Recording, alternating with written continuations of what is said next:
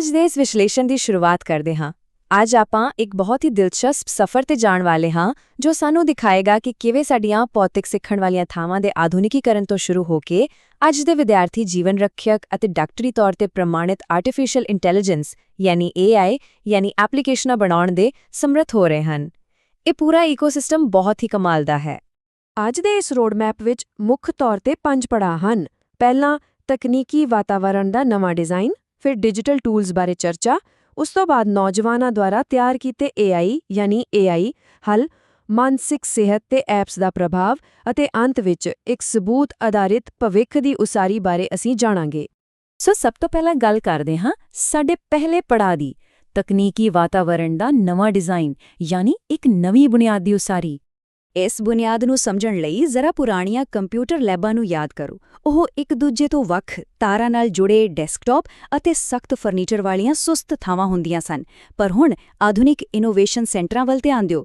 ਇੱਥੇ ਪਹੀਆਂ ਵਾਲਾ ਲਚਕੀਲਾ ਫਰਨੀਚਰ ਹੈ, ਵਿਦਿਆਰਥੀ ਆਪਣੇ ਖੁਦ ਦੇ ਡਿਵਾਈਸ ਲਿਆ ਸਕਦੇ ਹਨ ਅਤੇ ਮਿਲ ਕੇ ਕੰਮ ਕਰਨ ਲਈ ਸ਼ਾਨਦਾਰ ਮੇਕਰ ਸਪੇਸ ਮੌਜੂਦ ਹਨ। ਇਹ ਇੱਕ ਬਹੁਤ ਵੱਡਾ ਅਤੇ ਸਕਾਰਾਤਮਕ ਬਦਲਾਅ ਹੈ। ਪਰ ਅਸਲ ਵਿੱਚ ਇਹ ਸਿਰਫ ਕਮਰੇ ਦੀ ਦਿੱਖ ਬਦਲਣ ਤੱਕ ਸੀਮਿਤ ਨਹੀਂ ਹੈ। ਡਾਕਟਰ ਕ੍ਰਿਸਟੀਨਾ ਕਾਉਂਟਸ ਬਿਲਕੁਲ ਸਹੀ ਕਹਿੰਦੇ ਹਨ ਕਿ ਇਹਨਾਂ ਥਾਵਾਂ ਦਾ ਨਾਮ ਬਦਲਣਾ ਵੀ ਓਨਾ ਹੀ ਜ਼ਰੂਰੀ ਹੈ।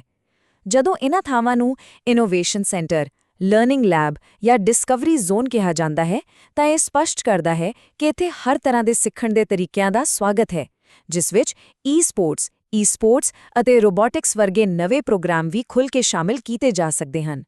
ਹੁਣ ਜਦੋਂ ਜਗ੍ਹਾ ਤਿਆਰ ਹੈ ਤਾਂ ਆਪਾਂ ਆਪਣੇ ਦੂਜੇ ਭਾਗ ਵੱਲ ਵਧਦੇ ਹਾਂ, ਡਿਜੀਟਲ ਯੁੱਗ ਲਈ ਟੂਲਸ, ਯਾਨੀ ਇਹਨਾਂ ਆਧੁਨਿਕ ਥਾਵਾਂ ਨੂੰ ਕਿਵੇਂ ਭਰਿਆ ਜਾਵੇ। ਇਹਨਾਂ ਨਵੀਆਂ ਥਾਵਾਂ ਨੂੰ ਭਰਨ ਲਈ code.org ਵਰਗੇ ਪਲੇਟਫਾਰਮ ਬਹੁਤ ਵਧੀਆ ਕੰਮ ਕਰ ਰਹੇ ਹਨ। ਉਹਨਾਂ ਨੇ 11 ਸਾਲ ਤੋਂ ਵੱਧ ਉਮਰ ਦੇ ਬੱਚਿਆਂ ਲਈ ਬਹੁਤ ਕੁਝ ਪੇਸ਼ ਕੀਤਾ ਹੈ, ਜਿਵੇਂ ਆਵਰ ਆਫ AI ਦੇ ਇੰਟਰੈਕਟਿਵ ਮੋਡਿਊਲਸ, AI ਯਾਨੀ ਕਿ ਆਰਟੀਫੀਸ਼ੀਅਲ ਇੰਟੈਲੀਜੈਂਸ ਸਪੋਰਟ ਵਾਲੀ ਵੈਬ ਲੈਬ, ਕੋਡਿੰਗ ਰਾਹੀਂ ਸੰਗੀਤ ਬਣਾਉਣ ਲਈ ਮਿਊਜ਼ਿਕ ਲੈਬ ਅਤੇ ਇੱਥੋਂ ਤੱਕ ਕਿ ਅਸਲੀ ਪਾਈਥਨ ਲੈਬ ਅਤੇ ਗੇਮ ਤੇ ਐਪ ਲੈਬ ਵੀ। ਮਤਲਬ ਕਿ ਹੁਣ ਬੱਚੇ ਸਿਰਫ ਤਕਨੀਕ ਦੀ ਵਰਤੋਂ ਨਹੀਂ ਕਰ ਰਹੇ, ਬਲਕਿ ਉਹ ਇਸ ਨੂੰ ਖੁਦ ਬਣਾ ਰਹੇ ਹਨ। ਅਤੇ ਇਹ ਸਭ ਇੱਕ ਬਕਾਇਦਾ ਢਾਂਚੇ ਦੇ ਤਹਿਤ ਹੁੰਦਾ ਹੈ। ਆਪਾਂ ਦੇਖ ਸਕਦੇ ਹਾਂ ਕਿ ਕਿਵੇਂ ਮਿਡਲ ਸਕੂਲ ਵਿੱਚ ਬੱਚੇ ਪਹਿਲਾਂ AI ਡਿਸਕਵਰੀਜ਼ ਰਾਹੀਂ ਬੁਨਿਆਦ ਮਜ਼ਬੂਤ ਕਰਦੇ ਹਨ, ਜੋ ਕਿ ਪਾਠਕ੍ਰਮ ਦਾ ਲਗਭਗ 33% ਹਿੱਸਾ ਹੈ। ਫਿਰ ਹਾਈ ਸਕੂਲ ਵਿੱਚ 33% AI ਫਾਊਂਡੇਸ਼ਨਜ਼ ਅਤੇ ਅੰਤ ਵਿੱਚ 34% ਐਡਵਾਂਸਡ ਕੰਪਿਊਟਰ ਸਾਇੰਸ ਪ੍ਰਿੰਸੀਪਲਸ ਅਤੇ AI ਵੱਲ ਵਧਦੇ ਹਨ। ਇਹ ਇੱਕ ਬਹੁਤ ਹੀ ਸੋਚਿਆ ਸਮਝਿਆ ਅਤੇ ਪ੍ਰਭਾਵਸ਼ਾਲੀ ਸਫ਼ਰ ਹੈ। ਇਸ ਤੋਂ ਬਾਅਦ ਸਾਡਾ ਤੀਜਾ ਭਾਗ ਆਉਂਦਾ ਹੈ, ਨੌਜਵਾਨਾਂ ਦੁਆਰਾ ਚਲਾਏ ਗਏ AI ਹੱਲ ਅਤੇ ਉਹਨਾਂ ਦਾ ਭਾਈਚਾਰੇ ਤੇ ਪੈਣ ਵਾਲਾ ਪ੍ਰਭਾਵ। ਇਸ ਬਾਰੇ ਸਿੱਖਿਆ ਸ਼ਾਸਤਰੀ ਐਨੀ ਕੁਮਾਰ ਦਾ ਇੱਕ ਬਹੁਤ ਹੀ ਵਧੀਆ ਵਿਚਾਰ ਹੈ। ਉਹਨਾਂ ਦਾ ਕਹਿਣਾ ਹੈ ਕਿ ਨੌਜਵਾਨਾਂ ਨੂੰ AI ਟੂਲਸ ਦੇ ਵਿਕਾਸ ਵਿੱਚ ਸ਼ਾਮਿਲ ਕਰਕੇ ਅਸੀਂ ਉਹਨਾਂ ਨੂੰ ਤਕਨਾਲੋਜੀ ਦੇ ਸਿਰਫ ਖਪਤਕਾਰ ਬਣਨ ਦੀ ਬਜਾਏ ਸਰਗਰਮ ਸਿਰਜਣਹਾਰ ਬਣਾ ਸਕਦੇ ਹਾਂ। ਅਤੇ ਇਹ 100% ਸੱਚ ਹੈ, ਕਿਉਂਕਿ ਨੌਜਵਾਨ ਬੱਚੇ ਅਕਸਰ ਉਹਨਾਂ ਸਮਾਜਿਕ ਮੁੱਦਿਆਂ ਬਾਰੇ ਸੋਚ ਲੈਂਦੇ ਹਨ ਜਿਨ੍ਹਾਂ ਨੂੰ ਵੱਡੇ ਡਿਵੈਲਪਰ ਨਜ਼ਰਅੰਦਾਜ਼ ਕਰ ਦਿੰਦੇ ਹਨ। ਵਿਦਿਆਰਥੀਆਂ ਦਾ ਇਹ ਸਮੱਸਿਆ ਹੱਲ ਕਰਨ ਦਾ ਸਫ਼ਰ ਆਮ ਤੌਰ ਤੇ 5 ਕਦਮਾਂ ਵਿੱਚ ਹੁੰਦਾ ਹੈ। ਪਹਿਲਾ, AI ਦੀਆਂ ਮੂਲ ਗੱਲਾਂ ਨੂੰ ਸਮਝਣਾ, ਫਿਰ ਕਿਸੇ ਸਥਾਨਿਕ ਸਮੱਸਿਆ ਦੀ ਪਹਿਚਾਣ ਕਰਨਾ, ਉਸ ਲਈ ਟ੍ਰੇਨਿੰਗ ਡਾਟਾ ਇਕੱਠਾ ਕਰਨਾ, ਇੱਕ AI ਮਾਡਲ ਚੁਣ ਕੇ ਉਸ ਨੂੰ ਟ੍ਰੇਨ ਤੇ ਟੈਸਟ ਕਰਨਾ ਅਤੇ ਅੰਤ ਵਿੱਚ ਇੱਕ ਅਸਲ ਹੱਲ ਲਾਗੂ ਕਰਨਾ। ਇਸ ਪੂਰੀ ਪ੍ਰਕਿਰਿਆ ਦੌਰਾਨ ਉਹਨਾਂ ਨੂੰ ਇਹ ਵੀ ਸਮਝ ਆਉਂਦਾ ਹੈ ਕਿ AI ਮਾਡਲ ਓਨਾ ਹੀ ਨਿਰਪੱਖ ਹੋਵੇਗਾ ਜਿੰਨਾ ਨਿਰਪੱਖ ਉਸ ਨੂੰ ਦਿੱਤਾ ਗਿਆ ਡਾਟਾ ਹੋਵੇਗਾ। ਇਸ ਦੀ ਇੱਕ ਬਹੁਤ ਹੀ ਸ਼ਾਨਦਾਰ ਅਤੇ ਜਿਉਂਦੀ ਜਾਗਦੀ ਉਦਾਹਰਣ ਦਿੱਲੀ ਦੇ ਵਿਦਿਆਰਥੀਆਂ ਦੀਆਂ ਇੱਕ ਖੋਜਾਂ ਹਨ। ਜ਼ਰਾ ਸੋਚੋ, ਉਹਨਾਂ ਨੇ ਪਾਣੀ ਦੀ ਗੁਣਵੱਤਾ ਮਾਪਣ ਲਈ AI ਯਾਨੀ ਆਰਟੀਫੀਸ਼ੀਅਲ ਇੰਟੈਲੀਜੈਂਸ ਸੈਂਸਰ ਵਾਲੀਆਂ ਕਿਸ਼ਤੀਆਂ, ਡਰਾਈਵਰਾਂ ਨੂੰ ਨੀਂਦ ਆਉਣ ਤੇ ਸੁਚੇਤ ਕਰਨ ਵਾਲੇ ਅਲਰਟ ਅਤੇ ਮਨੁੱਖੀ ਤਸਕਰੀ ਨੂੰ ਰੋਕਣ ਵਾਲੇ ਟੂਲਸ ਤੱਕ ਬਣਾਏ ਹਨ। ਇਹ ਪ੍ਰੋਜੈਕਟ ਸੰਯੁਕਤ ਰਾਸ਼ਟਰ ਦੇ ਟਿਕਾਊ ਵਿਕਾਸ ਟੀਚਿਆਂ ਨਾਲ ਬਿਲਕੁਲ ਮੇਲ ਖਾਂਦੇ ਹਨ। ਇਸ ਤੋਂ ਪਤਾ ਲੱਗਦਾ ਹੈ ਕਿ ਨੌਜਵਾਨਾਂ ਦੁਆਰਾ ਬਣਾਈ ਗਈ ਟੈਕਨੀਕ ਜ਼ਮੀਨੀ ਪੱਧਰ ਤੇ ਕਿੰਨਾ ਵੱਡਾ ਅਸਰ ਪਾ ਸਕਦੀ ਹੈ। ਪਰ ਇੱਥੇ ਇੱਕ ਬਹੁਤ ਹੀ ਦਿਲਚਸਪ ਸਵਾਲ ਪੈਦਾ ਹੁੰਦਾ ਹੈ। ਜਦੋਂ ਇਹਨਾਂ ਡਿਜੀਟਲ ਟੂਲਸ ਨੂੰ ਵਿਸ਼ਵ ਪੱਧਰ ਤੇ ਲੋਕਾਂ ਦੀ ਨਿੱਜੀ ਸਿਹਤ ਅਤੇ ਭਲਾਈ ਲਈ ਵਰਤਿਆ ਜਾਂਦਾ ਹੈ, ਤਾਂ ਇਹ ਐਪ ਆਧਾਰਿਤ ਹੱਲ ਡਾਕਟਰੀ ਯਾਨੀ ਕਲੀਨਿਕਲ ਤੌਰ ਤੇ ਅਸਲ ਵਿੱਚ ਕਿੰਨੇ ਪ੍ਰਭਾਵਸ਼ਾਲੀ ਸਾਬਿਤ ਹੁੰਦੇ ਹਨ। ਇਹ ਸਵਾਲ ਸਾਨੂੰ ਸਾਡੇ ਚੌਥੇ ਭਾਗ ਵੱਲ ਲੈ ਜਾਂਦਾ ਹੈ, ਮਾਨਸਿਕ ਸਿਹਤ ਤੇ ਐਪਸ ਦਾ ਪ੍ਰਭਾਵ ਅਤੇ ਉਹਨਾਂ ਦਾ ਡਾਕਟਰੀ ਮੁਲਾਂਕਣ। ਇੱਥੇ ਪ੍ਰਿਜ਼ਮਾ ਫਲੋਚਾਰਟ ਨੂੰ ਦੇਖੋ। ਇਹ ਫਲੋਚਾਰਟ ਖੋਜਕਰਤਾਵਾਂ ਦੀ ਉਸ ਬਹੁਤ ਹੀ ਸਖਤ ਵਿਗਿਆਨਿਕ ਪ੍ਰਕਿਰਿਆ ਨੂੰ ਦਰਸਾਉਂਦਾ ਹੈ ਜਿਸ ਰਾਹੀਂ ਉਹਨਾਂ ਨੇ 6894 ਸ਼ੁਰੂਆਤੀ ਰਿਕਾਰਡਾਂ ਦੀ ਡੂੰਘਾਈ ਨਾਲ ਛਾਣਬੀਨ ਕੀਤੀ ਅਤੇ ਅੰਤ ਵਿੱਚ ਸਿਰਫ 38 ਕਲੀਨਿਕਲ ਅਜ਼ਮਾਇਸ਼ਾਂ ਨੂੰ ਚੁਣਿਆ। ਇਹ ਉਹ ਅਧਿਐਨ ਸਨ ਜੋ ਅਸਲ ਵਿੱਚ ਸਬੂਤ ਆਧਾਰਿਤ ਮਾਨਸਿਕ ਸਿਹਤ ਐਪਸ ਦੀ ਸਹੀ ਪਰਖ ਕਰ ਰਹੇ ਸਨ। ਹੁਣ ਇਹ ਅੰਕੜਾ ਦੇਖੋ, 70%। ਇਹ ਜਾਣਨਾ ਬਹੁਤ ਹੈਰਾਨੀਜਨਕ ਹੈ ਕਿ ਦੁਨੀਆ ਭਰ ਵਿੱਚ ਲਗਭਗ 70% ਲੋਕ ਜਿਨ੍ਹਾਂ ਨੂੰ ਮਾਨਸਿਕ ਸਿਹਤ ਸੇਵਾਵਾਂ ਦੀ ਸਖਤ ਜ਼ਰੂਰਤ ਹੈ, ਉਹਨਾਂ ਤੱਕ ਢੁਕਵੀਂ ਦੇਖਭਾਲ ਪਹੁੰਚਦੀ ਹੀ ਨਹੀਂ। ਇਹ ਇੱਕ ਬਹੁਤ ਵੱਡਾ ਪਾੜਾ ਹੈ ਔਰ ਇਹੀ ਕਾਰਨ ਹੈ ਕਿ ਸਕੇਲੇਬਲ ਮੋਬਾਈਲ ਹੈਲਥ ਐਪਸ ਨੂੰ ਵੱਡੇ ਪੱਧਰ ਤੇ ਪਹੁੰਚਯੋਗ ਬਣਾਉਣਾ ਅੱਜ ਦੇ ਸਮੇਂ ਵਿੱਚ ਇੰਨਾ ਅਹਿਮ ਅਤੇ ਜੀਵਨ ਰੱਖਿਅਕ ਹੋ ਗਿਆ ਹੈ। ਜਦੋਂ ਇਨ੍ਹਾਂ ਐਪਸ ਦੇ ਡਾਟੇ ਦਾ ਵਿਸ਼ਲੇਸ਼ਣ ਕੀਤਾ ਗਿਆ ਤਾਂ ਇਹ ਗੱਲ ਸਾਫ਼ ਸਾਹਮਣੇ ਆਈ ਕਿ ਇਨ੍ਹਾਂ ਵਿੱਚੋਂ ਜ਼ਿਆਦਾਤਰ ਐਪਸ ਦੀ ਰੀੜ੍ਹ ਦੀ ਹੱਡੀ ਕੋਗਨੀਟਿਵ ਬਿਹੇਵੀਅਰਲ ਥੈਰੇਪੀ ਯਾਨੀ ਬੋਧਾਤਮਕ ਵਿਵਹਾਰਕ ਥੈਰੇਪੀ ਦੀਆਂ ਤਕਨੀਕਾਂ ਹਨ।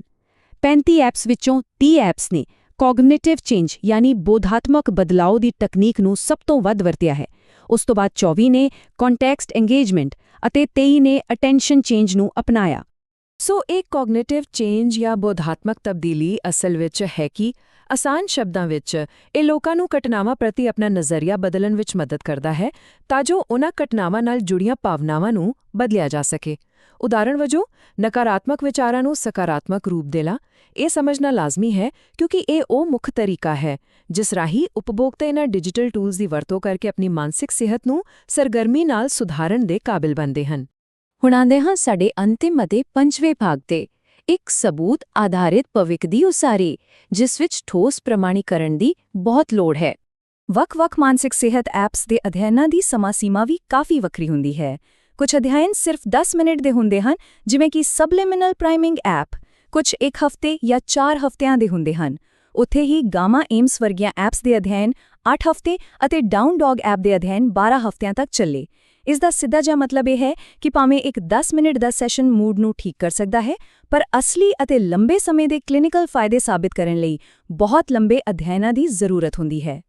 ਅਧਿਐਨ ਦੌਰਾਨ ਲੋਕਾਂ ਦੀ ਗਿਣਤੀ ਯਾਨੀ ਸੈਂਪਲ ਸਾਈਜ਼ ਵੀ ਬਹੁਤ ਮਾਇਨੇ ਰੱਖਦਾ ਹੈ। ਜਿਵੇਂ ਕਿ ਮੂਡ ਮਿਸ਼ਨ ਐਪ ਦਾ ਅਧਿਐਨ 617 ਉਪਭੋਗਤਾਵਾਂ ਦੇ ਵਿਭਿੰਨ ਆਬਾਦੀ ਤੇ ਕੀਤਾ ਗਿਆ ਜੋ ਕਿ ਇੱਕ ਸਫਲ ਅਜ਼ਮਾਇਸ਼ ਸੀ ਅਤੇ ਇਸਨੇ ਸਕਾਰਾਤਮਕ ਨਤੀਜੇ ਦਿਖਾਏ।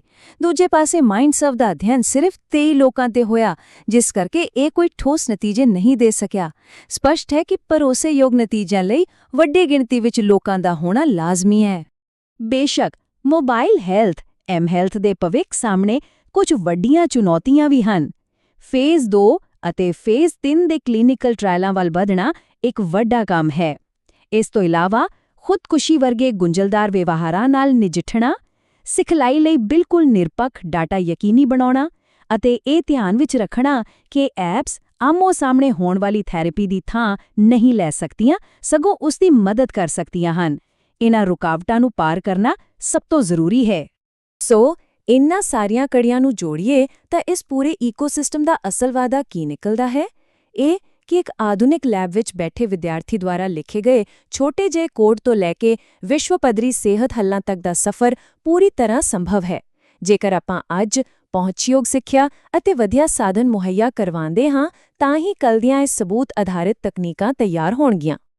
ਅੰਤ ਵਿੱਚ ਇਹ ਵਿਸ਼ਲੇਸ਼ਣ ਸਾਨੂੰ ਇੱਕ ਬਹੁਤ ਹੀ ਡੂੰਘੇ ਅਤੇ ਪ੍ਰੇਰਨਾਦਾਇਕ ਸਵਾਲ ਨਾਲ ਛੱਡਦਾ ਹੈ।